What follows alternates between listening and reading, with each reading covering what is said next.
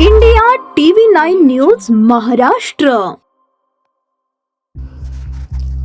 दक्षिण सोलापूर तालुक्याचे दुय्यम निबंधक कार्यालयात बुधवारी पहाटेच्या सुमारास शॉर्ट सर्किटमुळे आग लागली. या आगीत कार्यालयातील फर्निचर, वायर, संगणक, प्रिंटर यांचे नुकसान झाले. पहाटेच्या सुमारास लागलेली आग सकाळी 9च्या सुमारास ऑफिस उघडल्यानंतर कळली. सोलापूर प्रांत कार्यालयाच्या शेजारी निबंधक वर्ग भाग 2 सोलापूर दक्षिणचे कार्यालय आहे. या कार्यालयात बुधवारी पहाटेच्या सुमारास आग लागली.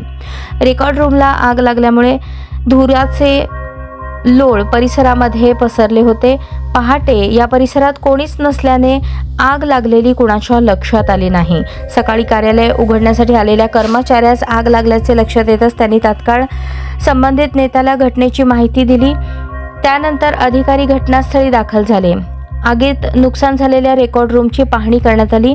यामध्ये वायरिंग, संगणक, प्रिंटर, फर्निचर, रजिस्टर जळाले. आगीमुळे रेकॉर्ड रूमच्या भिंती काळ्या झाल्या असून या घटनेची माहिती परिसरातील लोकांना कळताच बघण्यासाठी बघ्यांनी मोठी गर्दी केली होती. कार्यालय स्वच्छ करून दुपारपर्यंत कार्यालयाचे कामकाज सुरू झाले.